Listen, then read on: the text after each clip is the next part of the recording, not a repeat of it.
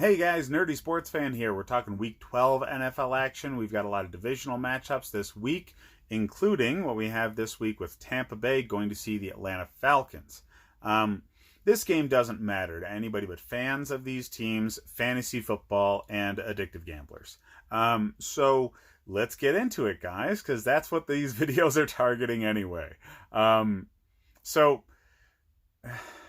neither one of these teams' fan bases deserve what these teams are doing to them. Let me start off by saying that. Very obviously, Tampa fans are passionate about their team, or else they wouldn't constantly come at me in the comments every time I think their team's going to lose, which is a lot, by the way. Atlanta fans haven't really come at me so hard. I think they know that their coach is terrible, and that's what I'm largely blaming all this on. But they've shown up in the last few weeks. Maybe they figured out what they needed to do on defense, take more away from the defensive coordinator and have Dan Quinn just coach for his job.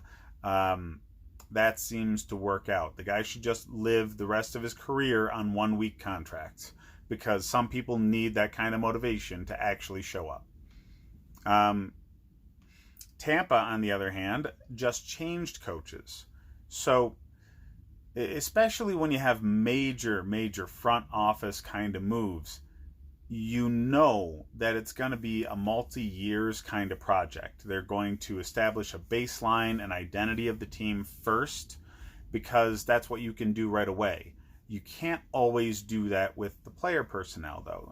There's contractual limits that you have with certain players. There's also just only so many people you can bring into the building. And depending on how many people you can reuse from the previous regime, most people think that number is 0.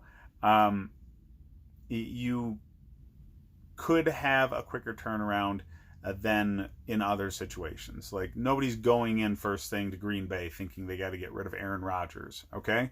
So they can make a one-season turnaround. They did it this year. Tampa doesn't have that. Everybody has doubts in Jameis Winston except for Tampa fans. So this could be a multi-years turnaround simply because what do they do with him? Do they really believe in him and they want to build around him, give him an offensive line, which he hasn't had his whole career? Or do they go a different route because they're going to have a really high draft pick? And, say what you will about picking a quarterback when you don't need a quarterback, but isn't that what Arizona did? They first round quarterback 2 years in a row. Nobody's bitching now. Kyler Murray looks great. I'm sorry, Josh Rosen. And maybe it was an unnecessary pick, but yeah, you didn't do what Kyler did in his rookie year. That's all. It's a business of what the heck are you doing right now? How good are you right now? And nobody wants to wait. Nobody wants to wait anymore at all. So Tampa's been waiting for 4 years now for Jameis to show up and be the franchise quarterback. And he hasn't. He just hasn't, okay? He's still wildly inconsistent. He was never viewed as a project player. Let me be very, very clear with that. Jameis Winston was never viewed as this, you're going to have to development over, 3-4 years before you really know what you have. No. This guy was the polished product. This guy was national championship material. All of a sudden, just having this guy on your roster makes you a certified winner in college ball. So, yeah, you think he might have a season to really get used to it, but he's going to be doing the same in the pros. That's what he was billed as.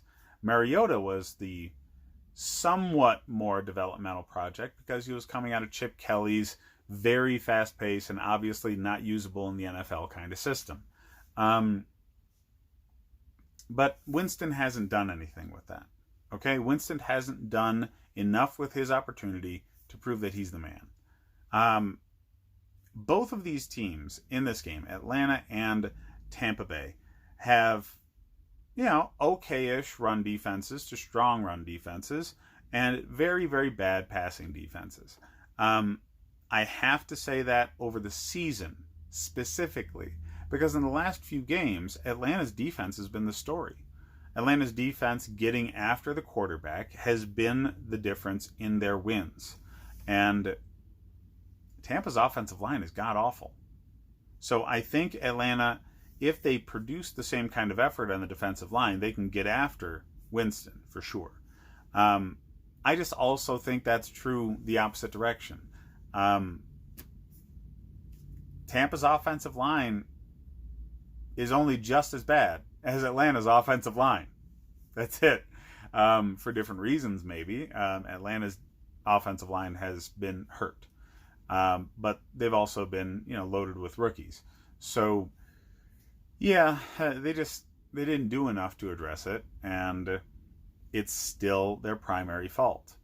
It amazes me how many teams ignore their offensive line and then wonder why their team's terrible, and then they see teams that have quarterbacks retire randomly or running backs get hurt in Indianapolis, but because they have a strong offensive line, they're still contenders. It boggles the mind that people don't make that investment. But here we have two teams that are the prime example of that. Heavy investment in skill positions, fantasy football operations. That's what that is. It's not real football operations. They're going to put up stats. They're going to throw the ball all over the place. The fans will buy jerseys, but it will not win you games. So this will be a shootout. This will be a shootout. And it will have action with defenses getting after the quarterback because the running games are not going to matter. Both run defenses are pretty stout. Both running offenses are pretty damn bad. So don't play the running backs fantasy football-wise. But everybody in the passing offense in this game needs to be started. Okay? Everybody. If you have somebody from Tampa or Atlanta and they're kind of close in projected point value to your other quarterback, wide receiver, whatever it is, start the player from this game. Trust me, it will be a pinball machine for the passing game. So Godwin, Evans, Julio, Calvin Ridley, Hooper, all these guys need to take priority. O.J. Howard, they need to take priority over somebody who would be similarly estimated because this game is going to go off. If you need a 1 week replacement, Winston or Ryan, this is the week for them. Ryan's more consistent than Winston, so people probably have him owned in most leagues, but Winston's likely available. So if you need a quarterback this week, your backup might not be as good as what Winston will give you for 1 week. So this is the time to think of adding him.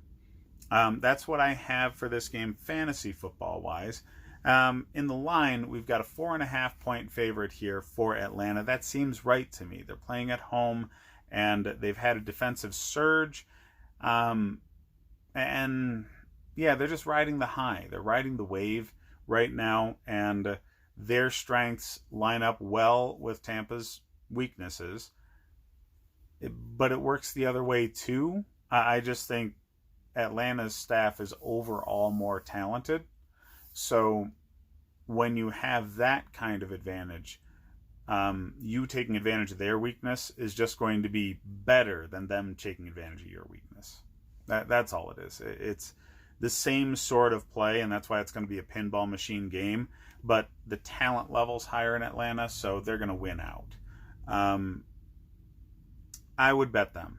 I think they would win by more than 4.5. Give me a touchdown plus in this one.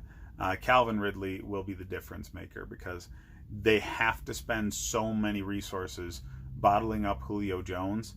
They're going to have to single cover Ridley often, and they just can't do it. They don't have the staff for it. Ridley can make really good corners look bad, and there's no good corners for Tampa. So, yeah, I think he's the difference maker in this game. Enjoy watching it, at Tampa and Atlanta fans. The rest of us will be watching a more meaningful game. Like and subscribe if you enjoy the content, guys.